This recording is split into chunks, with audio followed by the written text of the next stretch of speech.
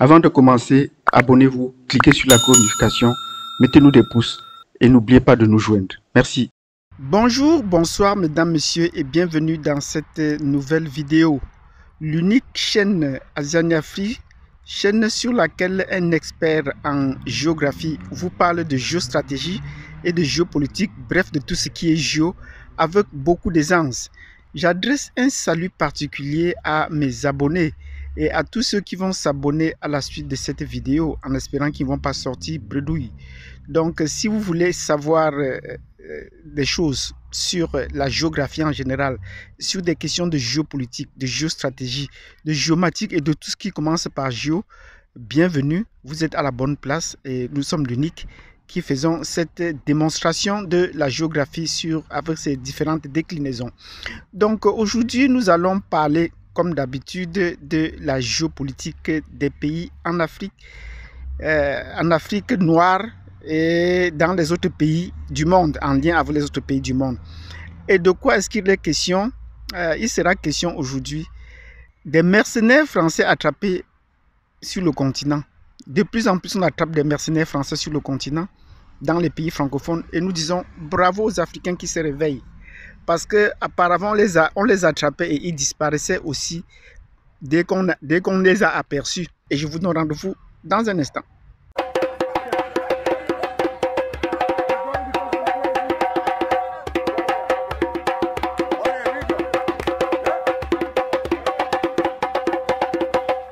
Bienvenue sur cette unique chaîne, l'unique chaîne qui parle de géographie, de géopolitique, de géostratégie avec beaucoup d'aisance. Mon nom c'est Basile Téné et j'ai l'occasion de vous présenter régulièrement des publications vidéo sur la situation géopolitique en Afrique.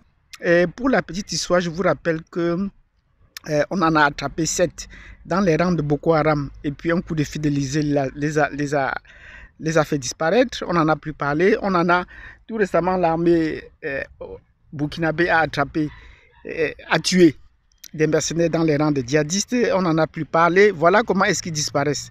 Mais nous disons bravo aux Africains qui se réveillent et qui les attrapent au fur et à mesure. Et dans cette vidéo, nous allons voir tous ces mercenaires qu'on attrape de part et d'autre et ce qu'on en fait. Qu'est-ce qu'on en fait? Nous allons prendre les uns à la suite des autres. Donc si vous êtes intéressé de savoir la situation des mercenaires attrapés en Afrique de nos jours, abonnez-vous, cliquez sur la cloche de notification.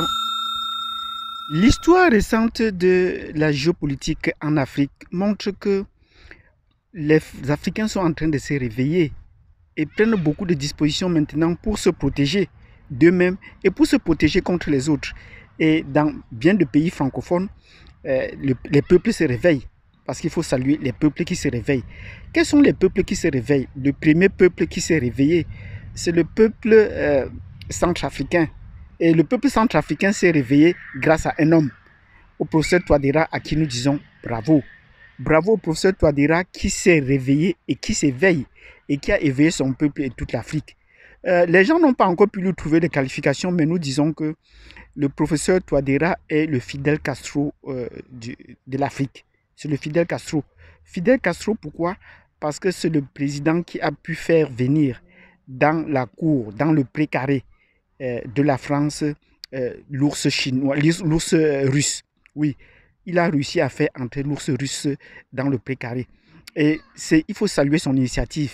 Et les Russes sont en train de démontrer de quoi est-ce qu'ils sont capables malgré tous les discours. Lorsque les Russes arrivent en République centrafricaine, regardez ce qui s'est passé à Cuba. Ils sont à Cuba depuis plus de 50 ans, mais ils ne sont pas partis là sous le nez des Américains. Les Américains font tout, les relations américano-soviétiques sont en berne à cause de cette situation. Voilà que Touadéra, en République centrafricaine, a réussi à faire venir les Russes à s'implanter. Les Russes ne partiront pas. Ce n'est pas les Français ne sont pas capables de faire partir les Russes. Donc pour ceux qui pensent que les Russes sont là de passage, qu'ils se trompent. Et ils sont prêts à assurer toutes les situations possibles.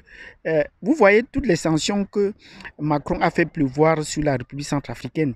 Depuis qu'on a arrêté un mercenaire russe, il a fait pleuvoir les sanctions sud-africaines. Il a rapatrié les cinq instructeurs français ou les 5 mercenaires français qui étaient en charge de la sécurité, qui ne faisaient jamais rien, qui se déplaçaient entre la République centrafricaine et le Gabon. Il les a fait rapatrier, arrêtant la coopération militaire. Il a gelé les avoirs que la France, la contribution qu'il disait, donc on ne voyait jamais, et qui s'élevait peut-être à plus de 800 millions de francs CFA. Vous voyez, ça n'attendait même pas 1 milliard qu'il a gelé, mais la situation n'a pas changé non plus. Et il a tenté de noircir l'image par les médias, l'image de la République centrafricaine de son président, ainsi que l'image des Russes, mais ça n'a rien changé. Voilà que pour résoudre ces situations, les Russes sont habitués à l'embargo. Et je vous ai dit dans les précédentes vidéos, il y a plus d'1 an. Les Russes ont profité de cette situation pour établir les relations économiques directes avec la Russie et les barrières douanières. Aujourd'hui, les douaniers centrafricains et russes fonctionnent pour contrôler les frontières et l'entrée des marchandises. Donc vous voyez que même les armes ne peuvent plus entrer. C'est la seule armée dans une zone des pays francophones qui peut contrôler dans ses frontières et qui menace même les munitions et qui menace même les missions onusiennes. Donc chaque fois que les missions des Nations Unies arrivent, les FACA les contrôlent.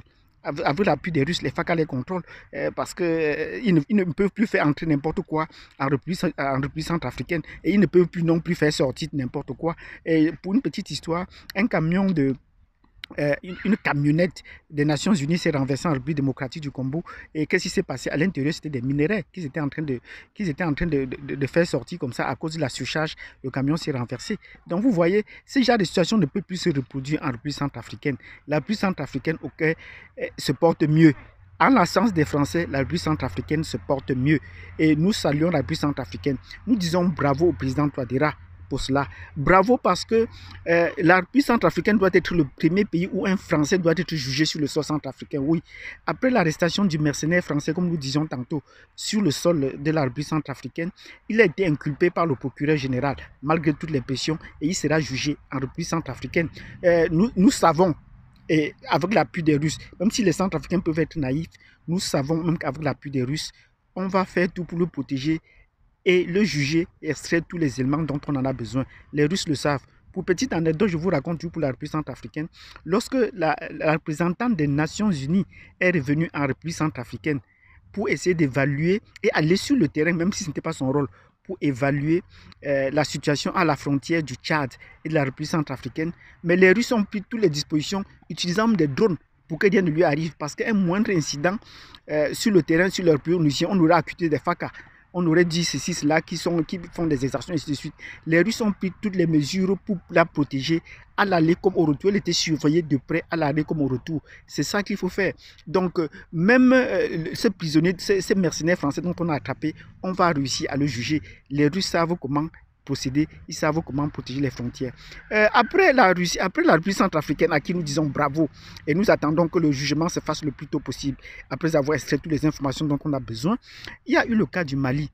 Voilà le cas du Mali. Le Mali est comme un peu Haïti dans les Caraïbes, parce que voilà un pays qu'on malmène bien à cause de la situation précédente qu'il y a eu avec Cuba. Ici, on malmène le Mali à cause de la situation précédente qu'il y a eu avec la République centrafricaine. On se dit que donc, comme ils ont fait venir les Russes, on verra comment est-ce qu'ils vont faire venir les Russes aussi au Mali.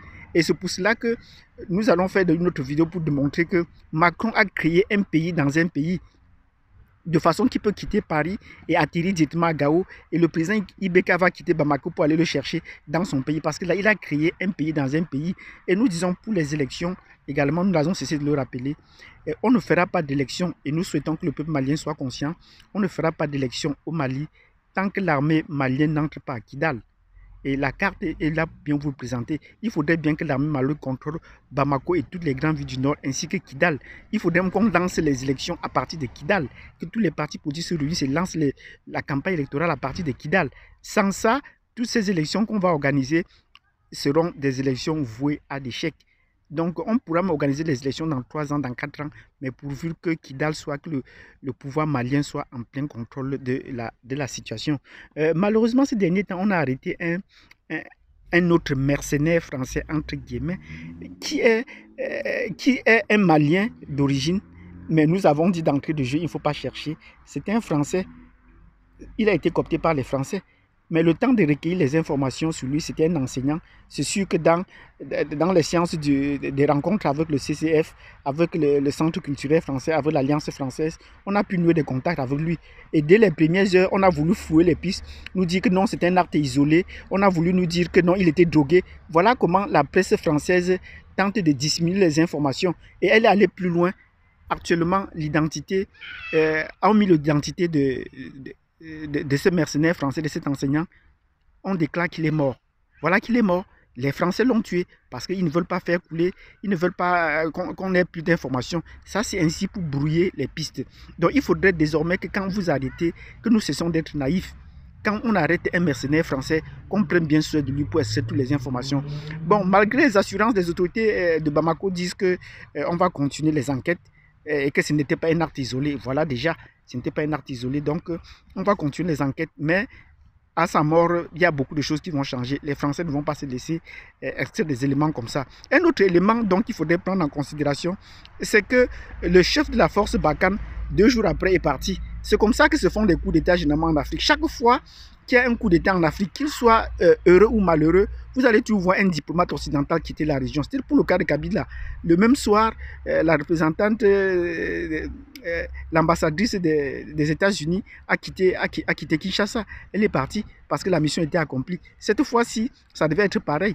Bon, il est parti, mais la mission n'a pas été accomplie. On envoie un autre commandant pour les forces Barkhane et qui va commencer une nouvelle mission.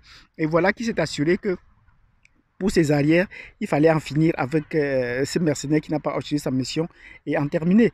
Bon, voilà la situation pour le cas du Mali avec le mercenaire français. Que se passe-t-il aussi maintenant avec la République Madagascar? À Madagascar, on a également arrêté, on dit, les arrestations se poursuivent. On a arrêté près de 15 personnes impliquées dans le coup, parmi lesquelles il y avait déjà 2 Français. Et ces 2 Français, il faudrait bien les protéger, parce que là, il faudrait bien prendre des informations sur eux, avoir leur parcours, pour comprendre exactement le modus operandi de la France sur les territoires. Parce que si on ne prend pas l'affaire très au sérieux, en récoltant toutes les informations, leur parcours et comment ça se passe, on ne s'en sortira pas. Donc, nous prions, nous souhaitons que le peuple malgache prenne toutes les dispositions pour les protéger et faire rapidement et obtenir toutes les informations dont ils ont besoin pour savoir comment se préparer à l'avenir. Ne laissez pas les Français venir les abattre encore, venir les terminer sous prétexte qu'ils ont été tués sous le couvert. Et jusque-là, vous voyez, la France ne dit rien. Quand on a attrapé le mercenaire en République centrafricaine, on vous a dit que c'était un complot russe. Mais maintenant, depuis qu'on a attrapé les autres mercenaires au Mali, on ne vous dit plus rien. Et à Madagascar, on ne dit plus rien parce que là, les Français sont directement impliqués. Donc, nous disons dans cette vidéo, que faisons-nous des mercenaires français attrapés sur le terrain? Nous vous avons présenté la situation de la République centrafricaine où il en attend de jugement sous la protection des Russes. Et ça, c'est le meilleur cas. Et on va tester toutes les informations dont on a besoin. Malheureusement, au Mali, pour le cas du Mali, à peine être arrêté, les services secrets français l'ont éliminé de peur qu'on ne puisse extraire toutes les informations. Donc, voilà ce qu'il y a à dire pour ces situations-là. Donc, on va poursuivre les enquêtes. À la prochaine fois qu'on arrête un Français, prenez toutes les dispositions pour essayer de les surveiller de près. Ceux qui sont encore là, surveillez-les de très près. Le peuple doit se réveiller. Et pour la pluie de Madagascar, les 2 Français, prenez bien soin d'eux, ainsi que toutes les autres nationalités, prenez bien soin d'eux. Parce qu'on a besoin de savoir comment est-ce que tout cela se passe pour pouvoir essayer d'établir la responsabilité de Macron et de la France dans les attaques et dans l'assassinat des chefs d'État en Afrique en cette période. Ça, c'est le mode opératoire de Macron. Envoyer des mercenaires, les autres procéder par des larges coups d'État ou par des négociations un peu floues ou des rébellions. Mais maintenant, Macron, lui aussi, il préfère passer directement à l'attaque par des mercenaires. Donc, si vous avez aimé cette vidéo dans laquelle nous avons présenté la situation des mercenaires français arrêtés en Afrique, mettez-nous des pouces. N'hésitez pas à nous mettre un commentaire pour nous donner votre point de vue sur la situation des mercenaires français arrêtés ces derniers temps en Afrique. Et que vive l'Afrique, vive le peuple africain qui se réveille et soyons tous vigilants avec ceux des Français qui sont sur nous, avec nous sur le territoire. Et nous disons toujours pour le peuple, prenez la disposition personnelle pour boycotter les produits français. Parce que là, on continue à les enrichir pour venir nous piller, pour venir nous menacer, pour venir nous tuer. Bravo l'Afrique qui se réveille, bravo l'Afrique qui s'éveille. Et nous disons que le combat continue. Merci.